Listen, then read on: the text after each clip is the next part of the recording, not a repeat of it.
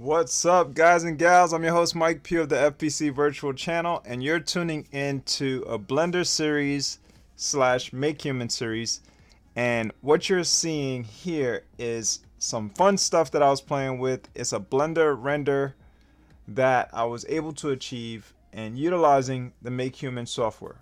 So if y'all folks never heard of MakeHuman, you never actually used Blender or any of this stuff, you can check in this video's description area after this actual live stream is over, and you can get to check it out through the description. I'm gonna put a link over there to lead you to some videos that I've done in this series so you can catch up to what I'm able to do now. And all of this is pretty much through automation to some degree, and with utilizing Blender's render engine, you can really pull off some amazing stuff. Now, I've been doing what is known as a text type of a series as well. So I utilize the text series aspects and elements of 3D text so I can come up with a thumbnail for my video. So that's a concept I'm gonna start using, where I split the screen. On one side, I'm gonna show what I created. On the other side, I'll use the 3D text to create the thumbnail for my video for YouTube. So that gives folks a little idea of what they can do using their creativity, playing around using Blender, and more to raise the element of fun, the fun factor on YouTube, because there's a lot of different people out there who are experiencing low tides when it comes to YouTube videos and not really getting the best out of their performance. But I think it's because maybe they not having enough fun in what they're doing in their creativity. So that's something that I wanted to tap into, and I'm trying my best to really raise the bar. How high I can do it, that's depending on whether or not my creativity keeps going. But the more fun you have, the more your creativity is going to flow. And that's what I have a strong feeling about. So what I'm going to do right now, I'm going to change a little bit of what I have set up over here, and I'm going to shift things around a little bit so you folks can see what else I have to offer besides the render. So what I'm going to do now is try to get to my properties and then adjust what I'm at in terms of right now I'm on cycles. So let me switch over to Eevee so y'all can see that real quick, and hopefully my computer doesn't freeze. It shouldn't freeze in the process of what I'm trying to do.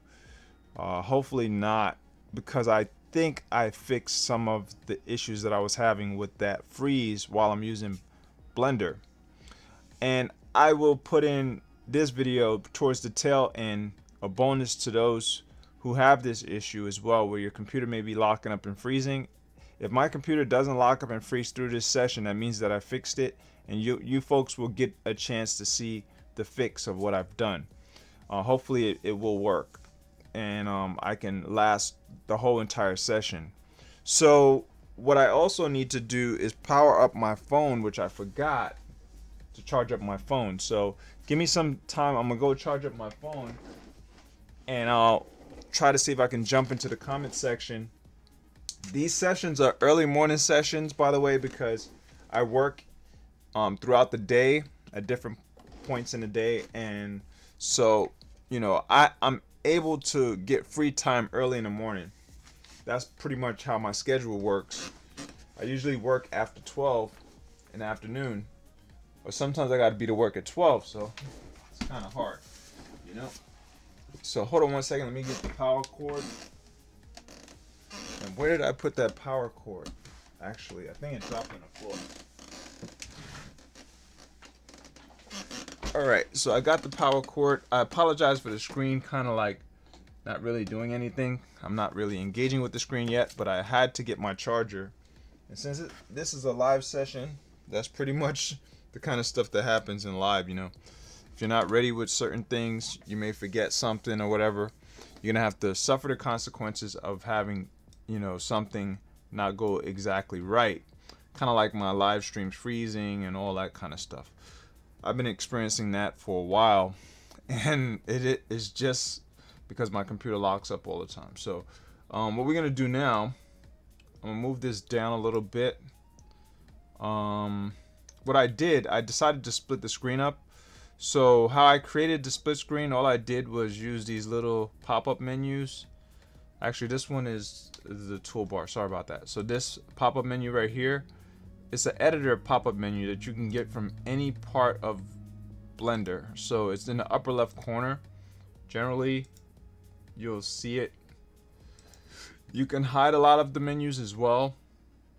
So it's how you see fit to customize your Blender when you choose to use it. You own it. It's free. You can do pretty much anything you want with Blender.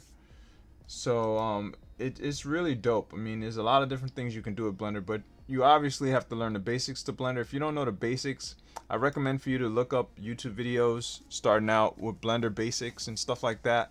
You can also learn Blender from different course materials and all kinds of stuff, and it will help you to catch up and do more stuff. I'm not really a Blender guru. I'm not a Blender trainer per se. I'm just a student right now playing around and basically, you know, doing different things. What you're seeing here, this is an Eevee render, and it's a real-time render. So you're able to see, you know, pretty much super high quality in real time and no lag. There's nothing lagging. And that's what I also want to show y'all folks what I was able to do, because your render engine, if you're using Eevee, you have to also think about what you're doing in terms of utilizing it. What type of more of like a video card that you're choosing to use, whether you want to render with your computer or you want to render with your video card. So if you have a graphics card, a GPU, like an NVIDIA graphics card or AMD graphics card, you might want to use it itself to render. And you can change the settings, and I'll show y'all folks that, like I was saying, I'll show y'all folks that towards the tail end of this video if it doesn't freeze. So let's see if my phone is charged up enough and I can jump into the comments. Yeah, I got like 5% now. So now what I did with the text over here, all I did when I was displaying it in cycles, I put a light over here, kind of like a purplish light. You can add individual lamps if you choose. So what we're gonna do is close this one out and turn that back into the properties, because that's generally what I usually have it at, and so you can see Blender working in a different perspective. So I also have two setups over here. I have this wasn't properties, this was, hold on, this wasn't property. This one was set up for the shader editor, which I also have over here. And this one was set up as the timeline. So if I'm choosing to do like animations, you can use the timeline for animations and stuff. So I'm kind of liking and digging this setup. And in the future, what I'm gonna do, I don't know why it's not going and scrolling all the way over to the right, but it's probably because I have a split screen going on here. Yeah, so since I have a split screen, it's not really going all the way to the right. But what I'm gonna do in the future is use the split screen thing in order to get my webcam in there. So one of these sections are gonna be blocked off, like probably the right one, and I'll have my webcam in the lower right corner, so that you get to see everything that I wanted to display. And whatever's going to show up here is probably going to be the properties instead of the shader editor. But while I'm working in the background without doing live stream and stuff like that, I'm going to use it with the split screen setup like this, because it works really well whenever I'm not recording videos and stuff like that, and I'm just doing my own thing, trying to experiment and build stuff. Now how did I create this character? Like I said, I used the MakeHuman software. So if y'all folks are not familiar with it, this is the software that I use. It's known as MakeHuman Community. This is version 1.2.0 Alpha 3, and it works really, really well with Blender. So this is the character that I actually just incorporated in. So I created this character in many different iterations. It took some iterations to get to this level, to get the character to look like that. I started out with another character, which, let me hide this particular character. This is the actual character here, and it has a different skin tone, as you can see. So this skin tone will not show until I start up a brand new Blender project. So let me show you real fast what I'm talking about. The original character that I was working on, I called him, what was his name? Logix. Logix. Not like Logic, but Logix. And you'll see him, this character is going to go in the background. So let me change this out. Instead of it being the outliner, the properties, I'm going to change it to the outliner. The outliner basically gives you the controls of your character viewport area. So it kind of, not necessarily gives you controls, but it gives you the ability to manipulate the 3D objects so that you can hide it, you can pretty much activate it, deactivate it. There's different options that you have in the outliner. Now, I don't see the check mark. Usually they have a check mark over here where you can activate or deactivate the 3D object, meaning that you can make sure that the object is not manipulated where you can't click it. And that check mark is gone. And then there was another icon that was here too, but pretty much we're gonna bring that character back. That's the character there, and we're gonna hide this other character. I have them in two different collection areas. Actually, I have them in the same collection. I don't know how that happened, but it's all good. I thought I had it in two different collections, but that was probably my previous project. So this is the character here that I created starting out. Actually, he wasn't the first iteration, but he was most definitely one of the iterations that I liked in terms of higher quality and what I thought looked a lot better from what I first started out with. What I actually first started out with doesn't look as good. It really didn't look that good at all. So I'm probably not going to even display it because low quality is not the best thing to show, right? But I probably can go back to MakeHuman and show y'all folks from MakeHuman. So if I go to Files and I go to Load, probably you can see it from over here. Let's see. What did I say I called it? Logix. Logix. Actually, it's not going to show up here because I don't have it set up for the right folder. Hold on one second. Let me switch over to the conversation if there's any conversation going on. That would be dope. Let's see. Do we have anybody? Oh, we got 3 people that's actually watching. That's pretty cool. So yeah, with MakeHuman, you can do different things. You can load stuff, you can save stuff, you can export stuff. These are the differing things that you want to utilize. Pretty much, the loading is previous sessions that you saved, obviously, and how you do it, you have to have a default folder set up.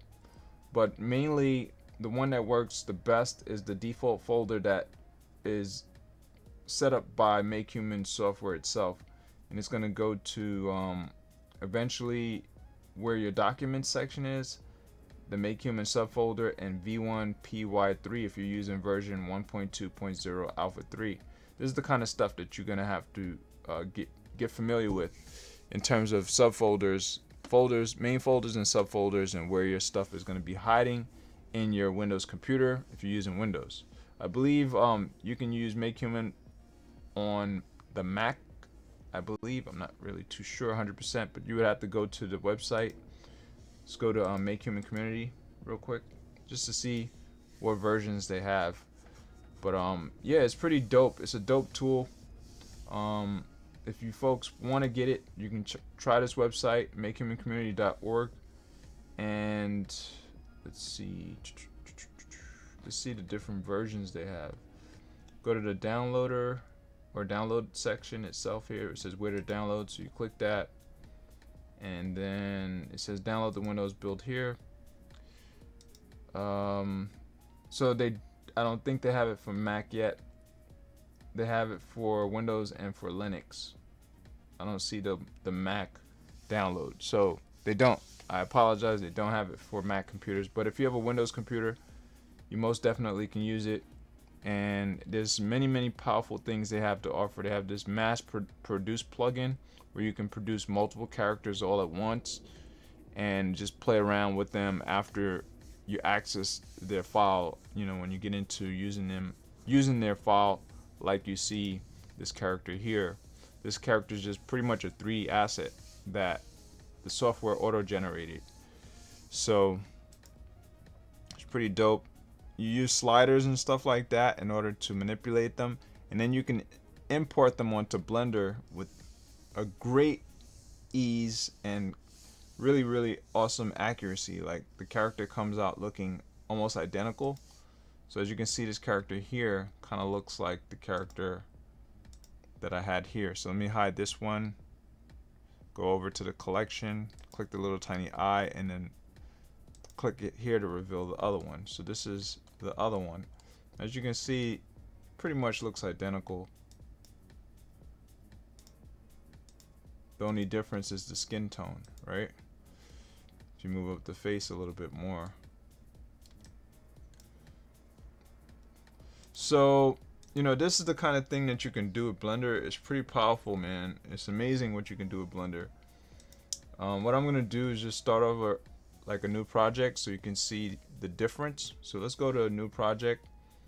We'll save the changes. It doesn't really matter. Actually, I'll discard the changes because I like what I did previously to that session. And this is how I have my Blender set up. I have a camera over here. I actually had to restart everything from scratch. So if you're having problems and issues with Blender, say you was already using Blender, you've been using it for years or whatever, or I don't know how long you've been using Blender. Hey, we got some people. I'll get back to that. We got the Dark Warrior Perspective. What's up, man? What's going on, bro? We got my Min3W name. Hello, how you doing? What's going on? Thanks a lot for showing up, folks. I really do appreciate y'all folks for you know, tuning in, and if you have any feedback, for providing feedback, which is pretty cool. So yeah, if you've been using Blender for years, or maybe you just started with Blender like myself, I only been using Blender for close to a year, maybe about going on 10 months, 9 to 10 months. And if you have, that means that you have a lot of stuff built into your computer already in terms of preloaded files and a lot of trash, Blender trash pretty much, because when you're using Blender, you're gonna realize you have to download multiple versions, especially if you're using the most latest version of Blender, which is Blender 2.8 beta. And they have multiple builds, so they have nightly builds, daily builds, stuff like that. So let's go to Blender on the website itself. This is the websites section for Blender, or website area, and this is the download section. So you would have to go in, right? So you wanted to download Blender, you can get the older version. The older version doesn't, I don't think it has a daily build, but it may have, I'm not sure, so don't quote me on that. But if it does, this is the most stable version, the 2.79. It's also known as 2.79b for Windows 64 and Windows 32. They also have it for Mac and Linux. So if y'all folks wanted to get that, try it out, test it out. It's really dope to play around with. Most definitely the older versions is good to play with as well, but it's a little bit more difficult because it's set up based on what is known as the right click controls, or right click enable. So your right click mouse button controls everything in the viewport and in terms of moving the 3D objects, and most people are not used to that. Now with the Blender 2.8 upgrade, they upgraded to beta, to the 2.8 beta. First it was alpha, then it moved over to multiple versions. It pretty much has left click enabled, so that means that your mouse of your left click mouse button, like you usually control your web browser and everything else that you use for your computer, well, they set it up to be defaulted to left click control or left click enable. So that's what makes Blender 2.8 beta much more user friendly and easier, so you don't have to change the settings every single time you get on it. is defaulted that way. So that's pretty dope. Most definitely for people who have no idea what 3D modeling is, or 3D graphics, or how to create 3D anything. So pretty much that's what you would do going from one version to the next. Now on the daily builds, pretty much Blender 2.8 will come up with higher upgrades. They'll be working on fixes. Like here they say the latest features and cool bug fixes. They make it much more stable. They come up with much higher quality in terms of the viewport rendering and stuff like that. So if you want the most recent updates, you want to update maybe, I would say, twice a week.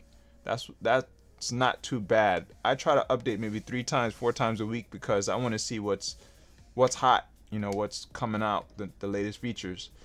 You can also go to this website, not website, but you can go on a YouTube channel known as Blender Today. So let me throw that up real quick. Blender, hold on one second, sorry about that, Today. That way you can keep up to date with what's the latest stuff. And I'm not really that great with names. I do know his name. I forgot his name, I don't know why, but this dude, he's really super cool, and he helps out in the Blender community. He gives all the details. He's part of the Blender team. And let's see if his name is in here. Go to about. Let's see. No, he did not put his name in there. I don't know why not. But he's a really cool guy. And I watch his videos pretty much every single day to keep up to date with every little thing that Blender comes out with. And if I do miss a day, then I will catch the next day, or the next and the next. So I've been watching for a while, whenever he throws up, and these are live streams, so he keeps people on track with what's the most latest stuff, pretty much. So if you want to keep track with what's going on with Blender, this is really one of the best places to go to. He also has his own channel, which he should have put it in the about section, but I don't think he has it. There's also a website, I think. So they have Blender Community, see Today. This is the website itself. And then they have Blender Community. So they have 2 different website locations where you can go and keep up to date with different things.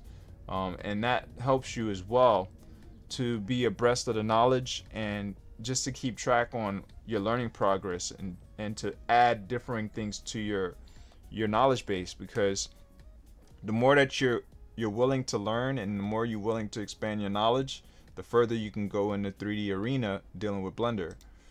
So, and since Blender's open source and it's free, it really does make it user friendly even more to you, and it makes it more of an asset, as opposed to a stumbling block or something that you feel that it's defeating you, and you're really going through the learning process and you're not learning much.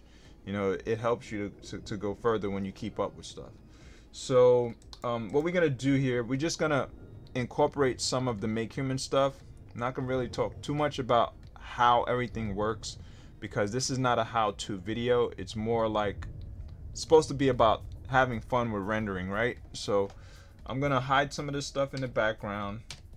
You can press some hotkeys. The N and the T button hides the tools, the left and right toolbars. And then let's throw in some other stuff. So we're gonna we want the left, actually the right one. So we're gonna go to MakeHuman at the bottom. This is one of the add-ons. You can get add-ons. I have videos about that as well. I'll try to throw that in the video's description area, so y'all folks can get the video to how to get this MakeHuman add-on to work with Blender. So you can check back in this live session, or you could look in my actual video archives on my FPC virtual channel, and you should be able to get to that as well. This is really dope, but all you got to do is click import human, and the character will automatically be imported from MakeHuman. So that automation right there just totally is mind-blowing, because it bypasses the import process here, where you have to go and import the model based on a specific file type.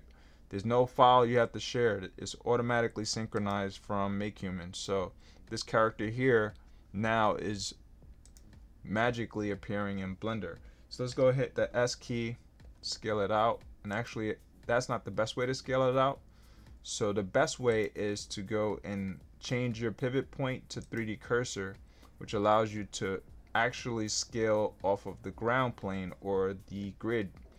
As you can see here, the grid where the 3D cursor is sitting at right here. Let me move the 3D cursor a little bit over so you can see it. This is considered to be the 0, 0, 0 position in 3D coordinates and 3D space on Blender. And you see you have the red axis, the green axis, and the invisible one is the Z axis. So the red, I believe, is the X, the green is the Y. If you're not sure, you can check over here this little gizmo thing, or gimbal. I don't know what I think it's a gizmo. So the X is red, indicated as red, the Y is green, and the Z is blue. So it will be hidden, the Z one, if you don't want it to be visible, but by default the developers hid it. But you can bring it up, see that, there goes the Z1, and that's some of the basic stuff to Blender right there. It's not a how-to, I'm just talking about stuff that I learned. So now say we wanted to scale them up, we're gonna go off of the pivot point, which is this little icon here that has like crosshairs in between, almost looks like a target at an angle. We're gonna go to the 3D cursor. It defaults to median point, and median point means it's the center of the 3D object. Whatever 3D object that you select, it's going to pivot off of that center point. So if you don't want it to pivot off of the center point, which you'll see the difference when I scale, it doesn't scale to the ground plane, it scales to the center of the actual 3D object. See that? So if you don't want that to happen, you can right click in between the scaling. Right click sends your object straight back to where it previously was. It's kind of like doing a Control Z. If you didn't left click will activate the final position that you wanted to send it at. So let's scale it, right? We're gonna try to scale it. So I just click the S key and I'm sliding it left and right. If I want to initiate the full change in position, I left click a single time, and now that actual scale is the new position. If I want to go back, I do Control Z and it backs it out. See that? So Blender does those kind of things, and it's incremental. Things that you're gonna do on Blender is one thing after the next, and it's a build up. So it's more like procedural type of developing. But when you're using automation with automated 3D models, it bypasses all of the difficulties that your learning blocks that you're gonna have to build in order to create a character from scratch. So you don't have to do all of the stuff that more of the 3D modelers have to do to create the character. You can just use an auto generator and pop it in. Whether you're using file import through these 3 file options, or you're using MakeHuman's auto synchronization through the add-on, either way you're gonna pop a character in. If you don't do that, you're gonna have to build it yourself, create it and design it from the vertice level itself, or a base mesh, which is probably like a primitive shape of a sphere or a rectangle, not a rectangle, but more like a cube. Let's see, we got the dark perspective. What's good, bro? Glad to be here. Yeah, man, I'm chilling over here, just doing my best to try to put out the information. Whatever I learn, you know, I try to put that out there, and hopefully it could help more and more people. My 3 name said, I hope I can call you my 3 name. You can just call me my new name. All right, I'll call you my new name. My bad. Let's see. Are you making a character for a game? No, I'm not making a character for a game. I'm actually just playing around with characters to come up with better renders. I like playing around with the render engines, and I like to try to amp up the quality, because that's one of the things that I'm into doing. I've been into doing renders more before I got into learning Blender, because I was using a differing render engine. I was using the Adobe Dimension software through Adobe's Creative Cloud, and I learned how to render through that. And that was the first time I ever did any rendering. And then I flipped and jumped back and forth into Blender, utilizing like Adobe Fuse's characters and stuff like that. And that's when I started to somewhat get the understanding of Blender's basics. So ever since then, I love to play around with rendering, and I think it's really good to do because when you get to the point where your knowledge goes further, I already seen a lot of the people who are really knowledgeable in the 3D arena. If I had their skills, obviously I would be able to apply the animations and come up with short films and all that. But yeah, when you get to the point where you want to create short films or something like that, and maybe it's not a video game, video games don't require that high rendering compared to like a short film, because obviously the characters are not really gonna be doing much talking and all that. They're just gonna be doing blasting each other or flying around, or doing different stunts and stuff like that. But in a short film is more detailed, and they may get into close-ups like this, and the character actually has to really act out and entertain people. So I think with rendering and learning the rendering engines, you can come up with much higher resolutions and better quality for visual elements, for people to get visual pleasure out of whatever creative process that you put into it. And I think that's where you can get a lot of bang for your bucks. If you're trying to earn something from what you create, I think you can score on that level. So that's why I like to mess with render engines. I want to get better and better and better. One of the ways to do it over here with this, as you can see, I'm just going to move this to the side. What you see here, this is known as the shader editor. Also used to be known as the node editor. And it's kind of scary when you first look at it, if you have no idea what it is. But basically these are files. When you think about it, these are all different files on a computer. So that's basically what it is. But they figured out, whoever came up with the codes and stuff, they engineered it so that these file looks like folders have multiple codes built into it, and when you connect these little dots, it changes what is displayed on the screen pretty much. So you're changing specifics on the screen. So whatever 3D element you click, it's gonna adjust according to what you connect in terms of the dots. So these are nodes, they call these nodes. And when you connect the nodes in specific ways, depending on what type of node, this node might be coded to do blending the colors from one node to the next node. And that's what actually it does. It's called the mix shader. So it mixes whatever is happening in this node with whatever's happening in this node. So they coded, the developers make all the codes. We don't have to do the coding. So that's why it's really cool. Like, they created a process where they can do all the high advanced stuff and give us these little, more like packets called nodes that ease the process. And so we don't have to code this stuff. We just connect the dots. La la la, right? And then you connect it to the output, and the output will actually transmit that information to the screen. So like if I pull the output node out, look what it did. It took away some of the visual. So I lost the visual for the shoes. So right now I think the shoes are what I have activated. You would also have to understand the outliner, because the outliner sometimes is going to be needed in order to control different elements in the 3D asset. So say I wanted to control the eyes. Right now I'm sitting on the shoe. As you can see, this little black area right here is an indicator that I'm activating the shoes in terms of using the shader editor. So when I pull the surface, it's knocking out the shoes. And you can also tell, slide it to the left, you can tell right here what I'm activated on. So I'm activated on the shoes right here. So if I switch it, now it's on the cargo pants. See that? So I just now clicked over to this one, which is known as the blackdude1.mens_cargo_short. This is also a file on the computer.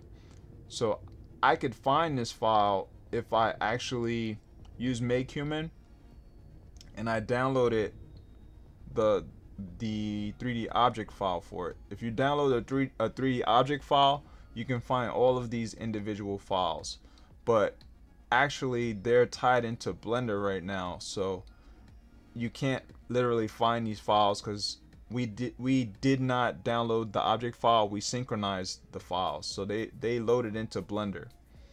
So that's why you see them, they all packed together under this like a main folder here where it says black dude 1 dot body. They're all packed together, so I have to hop around and click each individual one in order to get around through them. And right now it's switched to edit mode because I clicked the mesh. This is the actual mesh itself, indicated by this icon here. This is more like a 3-dot icon that indicates that it's a 3D mesh that you're selecting. So whenever you select the 3D mesh, and it's also defaulted to the left. So whenever you select the 3D mesh, it will try to hop over to edit mode. And you have different modes in Blender, which gets confusing when you first start trying to learn. But this is the kind of stuff that took me some time to figure out. You know, I was like, what the hell? I was going crazy actually when I first started with Blender. I was literally going crazy, pulling my hair out, because every time I go to this object thing here, and I was like, what is the mode? What is this? What is that? And it was a total different setup. It didn't look like this. Actually, the menu was down at the bottom. This is how it started out in the older version of Blender, and I didn't know how to bring it up to the top at all. We would have the toolbar here, and then there was many options, and it didn't look like this. It was totally different. So if you get Blender 2.79b, you'll see. And anything older than that, the previous versions of Blender, you'll see how difficult it is just because of the user interface. The user interface is not user friendly. Now this may not look user friendly to you if you're brand new to Blender, because it's something that's unfamiliar, but over time it starts to become simple because you trying to, figure out, puzzle every little thing together one by one. Like all these little tabs here, these are different add-ons. Generally, this toolbar here on the right started out as an item, not really item, but as a view. So it was this view option. So you have the ability to manipulate the 3D elements in terms of its location, its rotation, and other aspects of it. So you can click it and you can use this to move it in the X location or Y location and Z location. Right now it's not moving, but let me do Control Z. If I select everything, just do hit the A key and deselect the camera by using the Shift key, and deselect the light by using the Shift key. Now I'm only selecting the object. Now I should be able to move it and change location. I don't know why it's not moving, but because that's the 3D cursor. Look at that, it says 3D cursor. So what I'm doing is moving the 3D cursor. Where the freak is the 3D cursor at? Let me put that at 0. So that's why I was moving the 3D cursor. You see the 3D cursor moving down there? My bad, I forgot that. That was something that they added to Blender 2.8. They didn't have it in previous versions of Blender. So what they did, they changed the view for the 3D cursor. Now this is controls for 3D cursor, and the item itself is the controls for the 3D asset. That's what they did.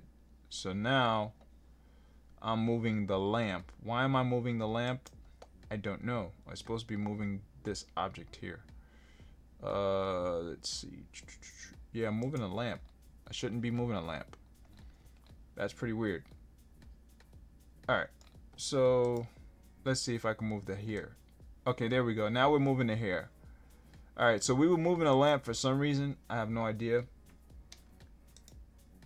And now we should be able to move the whole thing. Nope, we're moving the shoes. So it seems like it's only moving what it last selected, which is weird. It should move everything if you're selecting everything. But hey, it's not perfect. It's still in its beta form, so it's being tested. You know what I'm saying? But generally, if you select multiple objects, they all should move together like this. See that? I'm using the gizmo to move it. So there you go with that. Let's see. The Dark Warrior perspective. Appreciate you. I'm new to Blender, so I'm learning for a cartoon, bro. Oh, that's what's up, bro. Bud Riley, Pablo Vasquez. Yeah, that's Pablo. My bad. I'm really not good with names, so that was Pablo for sure. The guy who does Blender today. His site is now from the Blender HQ Live every Monday only. Way to keep up. Oh, that's what's up. Yeah, I'm not that great at remembering everything. I try not to memorize nothing. I just do everything on the fly, straight off from my head, and whatever my mind says to me to do. So, all right, getting back to this character, those are some of the Blender basics that I learned. Really simple stuff, but when you first starting out, you're gonna be so, overwhelmed with all of these options that you're probably gonna be intimidated and not know what to do. So hopefully those little things can help a little bit. In terms of the toolbar, this toolbar here, this toolbar actually does multiple things. So it contains the object, edit, sculpt, vertex, weight paint, and texture paint modes. But these modes will change depending on what you select.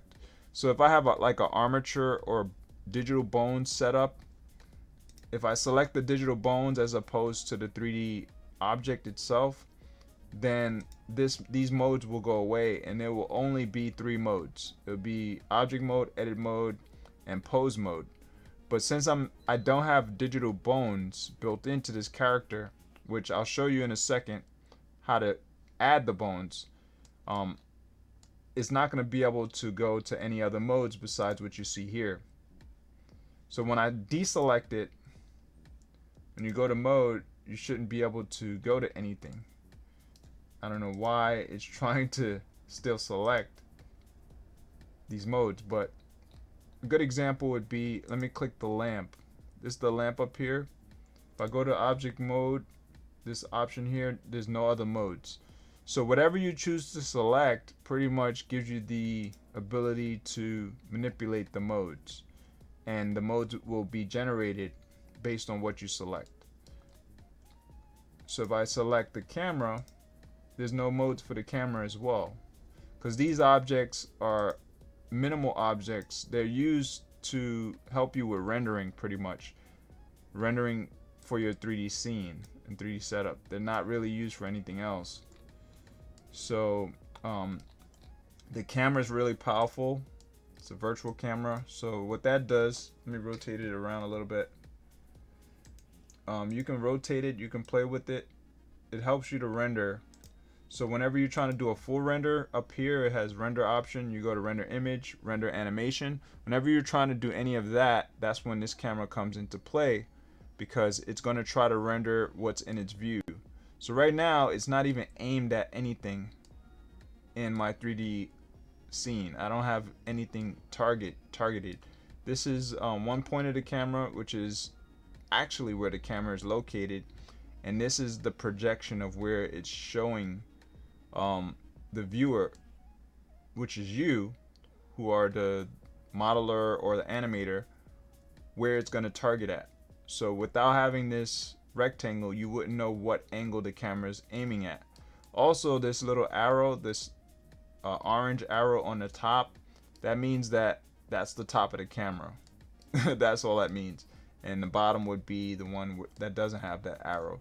So these are the kind of things that it took some time for me to understand as well. So now what I'm doing, I'm using the gizmo to move the camera into a view so I can use it to render, take a shot. So right now it's targeted at the character to do the render. See that? And you can rotate it on different axes and angles. Playing around with rotations or scales or moves, you can use hotkeys as well For the move, you can use the G key on your keyboard. You press the G key one time and whatever direction you want to go. So if I want to go in the Z axis, I hit the Z key consecutively after the G key. So GZ, something like that. So if I hit the Z key, now the Z axis appears on the screen, and I can only move in the Z axis when I move my mouse. See that? If I move to the horizontal, left and right, it won't move that way. So that's where Blender works really well with hotkeys. So take some time to learn those hotkeys. So G and the Y will go on the horizontal green axis, and G in the, well, I actually got to right click or left click to activate or deactivate that function. So G in the X will allow it to zoom in and out on the horizontal X axis, which would go deeper into the horizon, so go further out into the horizon or further back. Now if you look at the camera with respect to this 3D scene or the target, which is your character, now all you have to do is hit the 0 key. When you hit the 0 key, that's a hotkey to show and display what the camera is targeting. So you hit the 0 and there you go. Now if you notice, you got this orange highlight. The orange highlight pretty much indicates that the camera is activated and you can move the camera. So you can use your left click mouse button anywhere outside the orange highlight and move it. So now I'm moving the camera, and you see this little up, down, left and right little icon, that little thing, targeting mechanism or whatever it is. That's your cursor, but that means that you have control of the camera. So you're moving the camera from left to right, you're scrolling it around. Now if you release your left click mouse button, it will drop the camera's control, so you're no longer controlling it. If you right click, it will send the camera right back to its previous position. So you have to know where you want to drop it. You also can hit the R key if you want to rotate around, right? Hit the R key, and I recommend for you to rotate in the Z axis. If you rotate in the Y or X, it's just gonna kind of get crazy like this. Hold on, actually rotate in the X. There it is. So the X is the crazy axis. Rotate in the Z. Let's see what it does. Alright, rotate in the Z is not the right axis. So it's the Y. Rotate in the Y is the one that you probably want. And it's not doing either of it. I don't know why. You want to rotate around the character. Kind of rotate around. One of the ways to do it, I think you would have to, let's see, hold on one second. This is a little difficult. It took some time for me to figure out in order to rotate while you're in the camera mode. So what I'm gonna do, let me back out, hit the 0 key, and I'm gonna pivot around the 3D cursor. That's what I want to do. So where's my menus at? Oh, my menus is down here. I forgot that I dropped it down there. So let me bring it up. I'm so used to it being on the top. So we're gonna go, actually, sorry about that. We're gonna send it to the top, flip to top. All right, and make sure that we're not pivoting around the median point. We're pivoting around the 3D cursor. So that way the camera will rotate around the 3D cursor. That's how you do it. So you switch it to 3D cursor, pivot point. So the camera is going to do a 360-degree rotation all the way around where the pivot point is at of the 3D cursor. So let's go back to hit the 0 key, and now let's rotate in the Z. Let's see if it does it. There it goes. So now it's working. Before it wasn't working because we were trying to rotate around the camera itself and it would not work right. So this is the kind of stuff that you would be able to benefit from if you're trying to create like a turntable animation. When you're getting into animation, you can actually turn the character and rotate around. You're not turning the character, you're actually you're moving the camera as if the camera's on a dolly or something like that. and it's automated and it's rolling in a 360 degrees circumference around the center of the actual character or whatever scene that you have set up. So you can do that. That's pretty dope, right? So there's another way to zoom in, which I don't really remember. You can hit it like a hotkey to be able to zoom and dolly it in, but I think control mouse scroll wheel will zoom in, but it's not zooming the camera in. It's actually just zooming in your scope of you being able to see where everything's at. I forgot the actual hotkey. There's a hotkey that you can press. That's why it's important to study and research and dig and keep digging for more information and basically iterating things to yourself or going and reviewing over things that you learned in the past. Because if you don't do that, then it's kind of tough.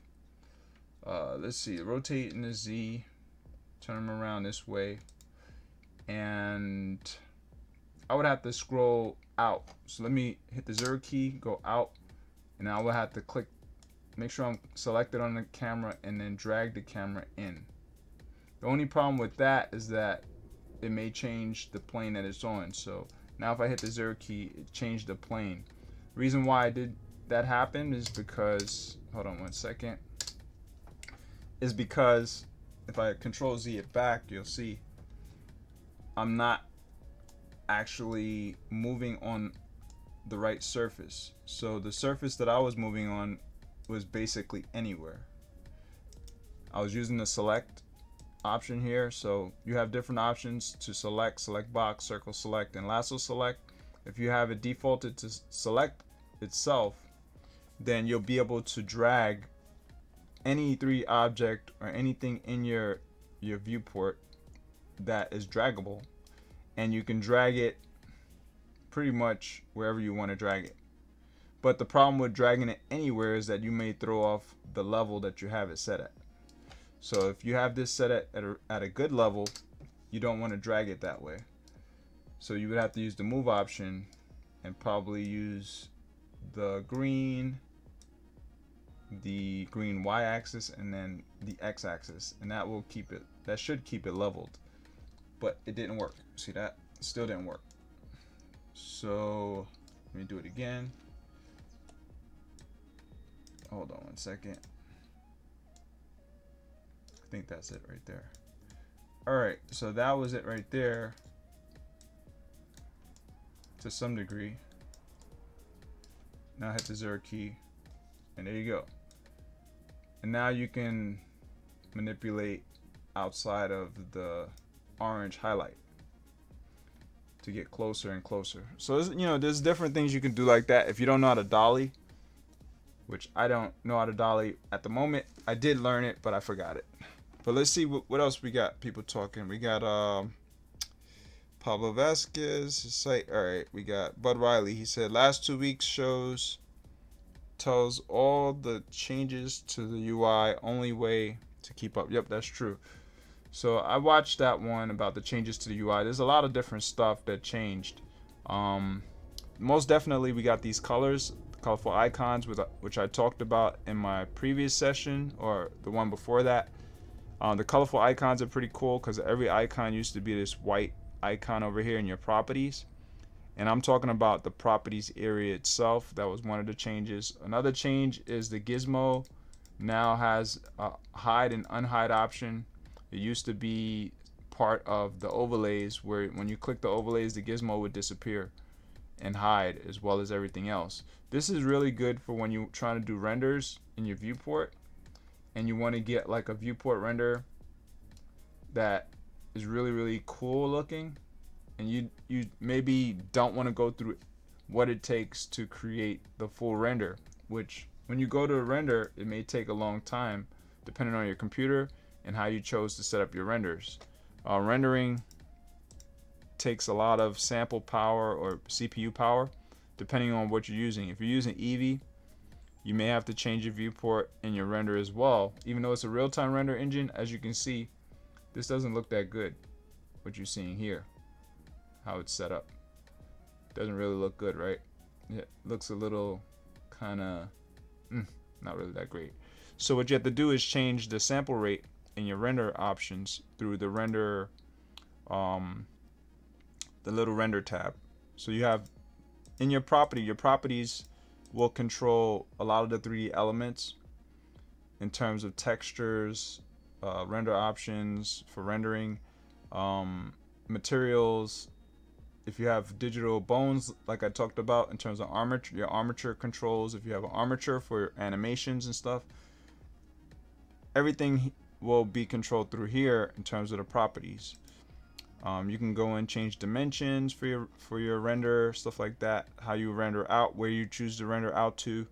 If you're rendering to your temp or temp folder, wherever you want to render to, you can change all that, and that's through the second one, or the output render option. You have the render option here.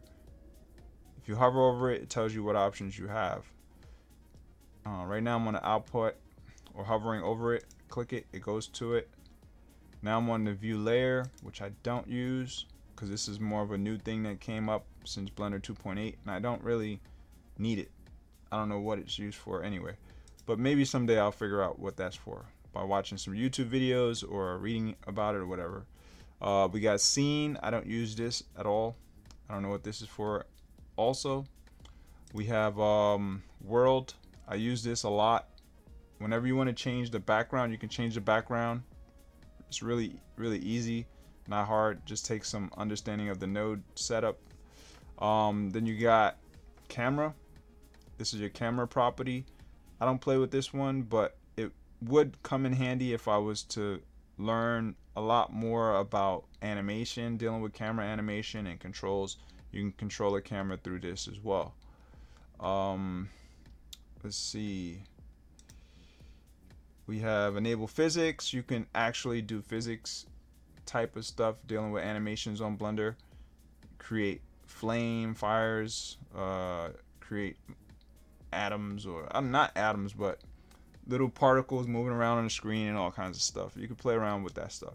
Blender used to have a game engine, but I don't think they have one for Blender 2.8. I don't think it's tied into Blender 2.8, but in the previous versions of Blender, they have a game engine, so the physics comes in handy with that game development. Add object constraint. All this stuff pertains to manipulating the 3D objects further. Maybe you have some dealings with animation stuff. Most of this stuff pertains to animation, helps you with animations. Camera again, but this is only visible here because I'm selected on the camera. If I choose to select the 3D object, whatever 3D object, that option will change. So some of the properties will change based on when you choose to select a differing object in your viewport. So most of the options are object selective. So when you choose to select an object, it will change some of the options. So keep that in mind with Blender. It depends on what you're choosing to select. Like right now, a material option comes up here, but if I'm not selected on an actual 3D object with any material, it shouldn't select. Like this option shouldn't come up. So we'll go back, put the overlays on, and select the camera or the lamp, and you'll see there's no material option here. The only material option you have is for the world. You can play around with the world, but you can't play around with the 3D elements of the character. So that's the kind of stuff there. Yeah. So all this stuff helps with renders for sure, but I'll show y'all folks the remedy of it looking really bad. So let's go to the render option, and we'll go, this is the render option here. We're on the Eevee Render. So either Eevee or Cycles, they both have the same kind of thing. Say you wanted to render really good in the viewport and test it, you can also go up here and go to shading, or not shading, or this is the shading option, but go to rendered, and you can switch around. They have different options. They have wireframe, they have solid. These are your shader options. You got look dev, and you have rendered. And the reason why you would want to play with these is because maybe you don't want your CPU to be going through too much work. You don't want your CPU to be bogged down with too much work while you're trying to develop something and trying to build something and design it. So you would 9 times out of 10 be in the solid mode. So the solid mode is like when you're just using primitive shapes and trying to build stuff from scratch. So your computer's not doing too much work in the background, and you're able to get all that stuff thrown up and designed and put into work. Once you add materials and you get all your stuff set up and you want to make it look good, then you switch over to look dev, and then if you want to see a finished product, then you go to rendered. That's basically why they have those options there, for reducing the amount of load on your CPU. Now the wireframe, that would do a little different thing. This will be more pertaining to if you want to see through the object and you're doing like editing. Say you're editing the vertices and you're trying to edit every little element of the 3D object itself, or the bones slash 3D objects. Say you're trying to set up the bones and align it and position it in differing locations. Maybe you want to fix the rotations on the bones, the armature. You could use the wireframe to see through it. You can also use the display overlay. I think overlays helps, but there was another option that they had over here where you can activate transparency. Here it is right here. So show whole scene transparent. So you click that option there and it allows you to see through as well. But in the past they didn't have this option. In the previous versions of Blender, all they had was wireframe. So you're seeing the past converge with the future. So this is the future to go through transparency. And as you can see, it gets rid of some of the wireframe when you click on that transparency thing, which is pretty cool. Never really used transparency and wireframe mode at the same time. But hey, you never know, you might need it for something. So let's switch mode and go to, say, like this here. So this mode, we should be able to see through it. I don't know why we're not seeing through it, but maybe it has to be in, let's see, solid. Oh, there we go. Now we're seeing through. So you can see through it. Okay. So I don't know. I didn't know which way you activate. I thought when it's orange it's activated. I have no idea why it's not seeing through it yet. It should be. Especially when you're in this type of mode here too.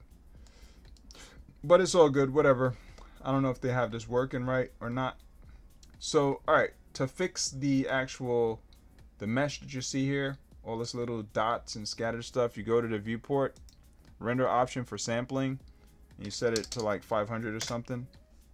And then you'll start to see that all that scattering dots will go away. Why? Is because how Blender's render engine works, it takes a certain amount of data to hit the screen, and it basically hits the screen and transmits a lot of signals, a lot of light. The light is, scattering across the screen with light and dark pixels. All those pixels are scattering everywhere. So they use what is known as samples to increase and decrease that rate of exchange of data. So if it's a lot bogging down on your computer at once, it's going to take a lot more samples. It's going to take a lot more rendering power. So if you don't want to bog your computer down, you leave the viewport render down to 30 or 14 or whatever it's set at by default. And if you're not concerned with the final render yet, just leave it low. When you want to get a final render, then you go up to like 1,000 to see the better quality, and you leave it there. With Eevee, you can leave it there. If you go to cycles, it's going to take a long time to recycle that, and you'll see it's going to get crazy. Let's see. Usually when you're trying to do cycles render, it takes a super long time for this to go, but for some reason it's going very fast on my computer. I don't know why. Oh, I know why. Sorry about that. What I'm doing now, I'm in look dev. But when you switch it to rendered mode, you'll see all these little dots. It just goes crazy. It takes a long time for the quality to really stand out. Now with Eevee is more of a photoreal, not photoreal. It's more of a real-time engine. So it's kind of like a game engine. How games produce like their quality really fast. They're set up so that it produces stuff really fast, but they're using low poly. They're using very low levels of polygons to produce the 3D graphics. That's how they're able to produce their stuff really quick. Because if you go with too many polygons is what actually is used as 3D elements to create these 3D models to display it on the screen. So if you have way too many polygons behind the vertices and all the digital backbone of your 3D object, is gonna pretty much is gonna try to crash your computer if your computer doesn't have enough RAM and it's not powerful enough, because it's just doing too much. It's working too hard to display it on the screen. So, that's why they also have this sample stuff. So if your computer is really not that great, you want to keep your render, your samples down to a lower level. And that way you don't crash your computer. Because it's going to work hard. You're going to hear your computer make a lot of noise when you're trying to render. It's going, really hard at trying to create the differing contours and the lighting and the transitional, more of the material aspects. So as you can see, over here is white, over here is dark, and then you have shadows and you have reflections, you have bright light. All these pixels are working hard to be displayed across the screen, so it actually, takes all the 3D elements and graphics and displays it in its exact positions on the screen. So if you want that to happen with the finest tuned accuracy, it's not going to work the greatest if your computer is not that good. So you want to upgrade your computer, try to get the best computer you can possibly have within your budget. More than likely a gaming computer will be better. And if I learned the hard way that you're going to have to build your own computer in order to get the best computer, because if you buy a computer that's bought out of a store that's pre-made, they're going to make it so that you can't really upgrade it that well. And also it's going to have a lot of downgraded stuff because they want you to pay more and more money. Obviously it's a business, so they're going to want you to pay more and more money to get your computer up to some sort of speed that is compatible with the supercomputers that are out there. So they trying to rip your pockets apart pretty much, and so they can get richer. So to avoid that, you want to go buy your own parts and do the research, figure out how to, or learn how to build your own computer from maybe YouTube videos and stuff like that. Get a lot of recommendations, read up on forums, learn from people if you don't know how to do it. And once you become self-sufficient, you can build your own computer that's much better than what you can get at a store. And then your render and your ability to use it on Blender, it will work better. Like my computer, like I said, it has a lot of sucky issues. So freezing is one of the biggest issues that I have, most definitely through live stream. So whenever I'm trying to do this, it freezes. What I'm going to do is get out of Cycles, because right now it's working too hard. And also I'm going to show y'all folks one of my fixes that I was talking about. So with the fix, what I did, besides having fun with playing around with the rendering options and stuff, we're going to go to edit, and what we're going to enter is what is known as the Blender preferences, or also known as user preferences in the previous versions of Blender. So you go to edit, and you go down to preferences. When you bring it up, it generally will default down to the bottom of your computer if you brought it up already. So you just got to go down to your Windows for Blender and then go over to the right and click it, and it should be here. What I'm going to do is send this to the background, also send this to the back, so you can just see this here. So what I'm on right now, I'm on the option known as System, and this is where I figured out the fix to some degree, which it was defaulted to none in terms of Cycles render. It says Cycles Render Devices. So if you have it defaulted to none, it's pretty much going to default and use your CPU only to do the render. You can also be an OpenCL, but if you don't have a compatible GPU, it won't work. See, it says no compatible GPUs found for path tracing cycles with render on the CPU.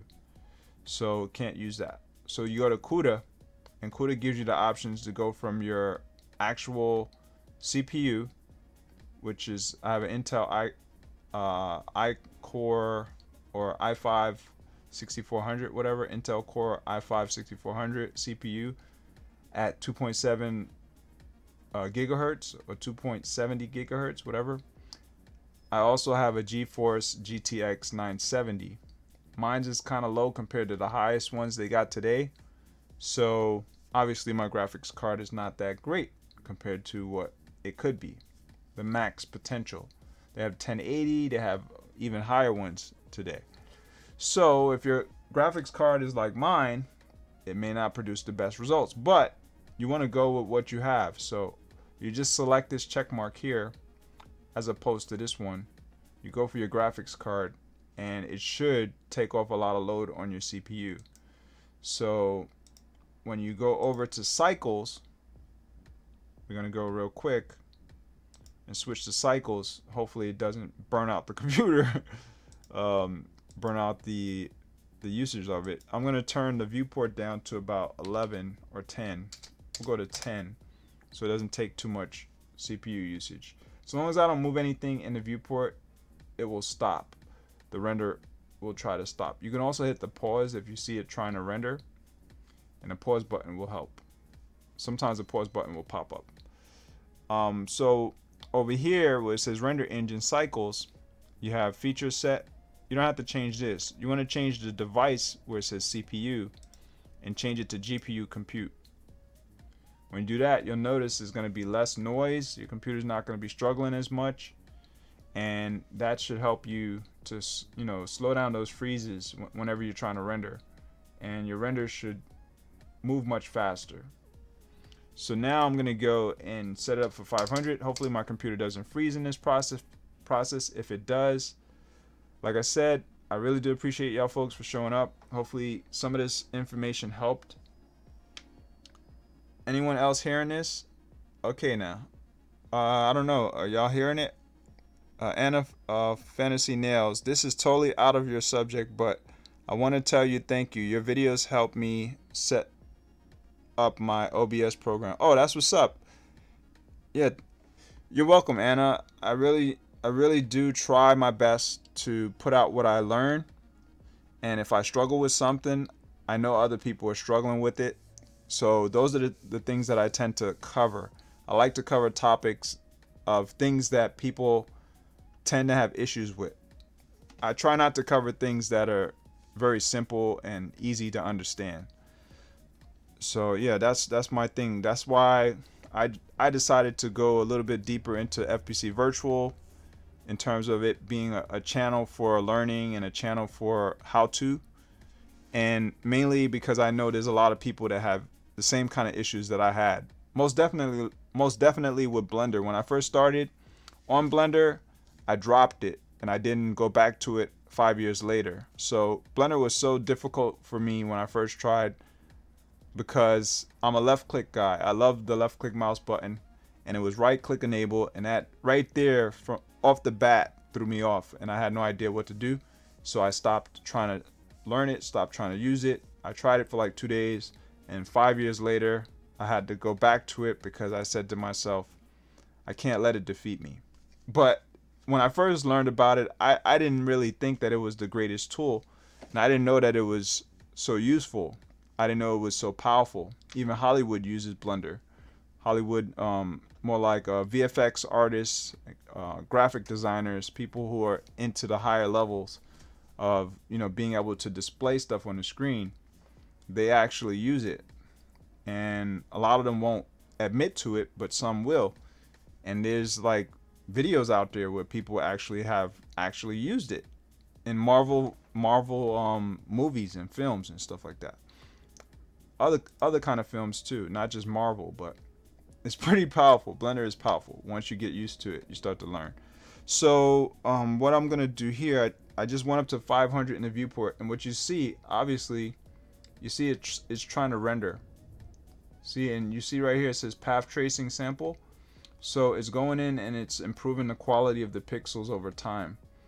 And depending on how close you have the actual 3D object and the lighting positions, the materials that you have, all the different elements in 3D that you have on the screen will determine whether or not it takes longer and longer and longer to render. And also the number of samples you have it at. So if you say you wanted to go up in more higher quality, you can go up from 500 to 1,000.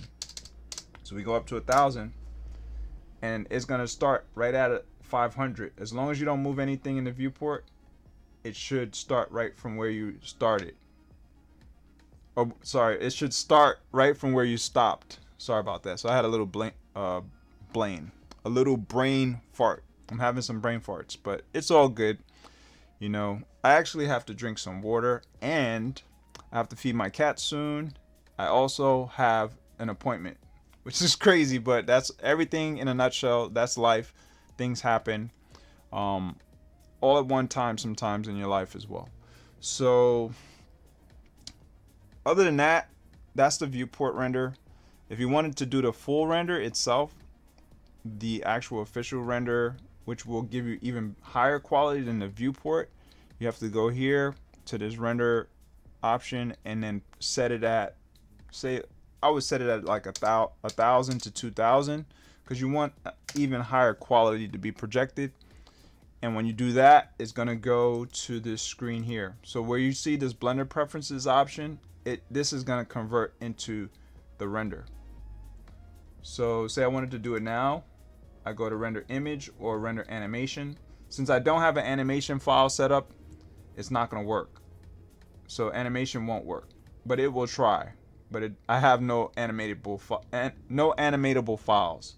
So I go to render and go to render image, and you see now the screen is gonna go and change from what it previously was, the Blender Preferences, to it trying to render. So if you're rendering in cycles, it's going to take a very long time compared to Eevee. Eevee will do almost right away. And that's the, like I said, that's the difference. Cycles is a photorealistic type of render engine, and you're going to get the highest quality out of cycles compared to Eevee. Eevee is not a photorealistic, it's not 100% photorealistic. It's more gamey type visuals, so your visuals are not going to look as great. And so it all depends on the person. You know, you might want to just choose Eevee over cycles because you want to get a quick render out. You know what I'm saying? Just to test something, just to get a mock-up or whatever. And you're not using it for anything special. Right now, it keeps saying not responding. So that means that my computer's doing too much and it probably will freeze. So hopefully it doesn't. But if it does, thanks a lot, folks, for watching my video, for my live stream, for being part of the FBC virtual family, the community that we have out here. And I'll be trying to jump into more videos in the future covering this type of stuff. But more than likely, I'm going to get a little bit deeper into animations, because I'm working right now currently on trying to get an iPhone X. Once I get an iPhone X, I'll be able to hopefully incorporate some third-party codes that could help me to animate the characters.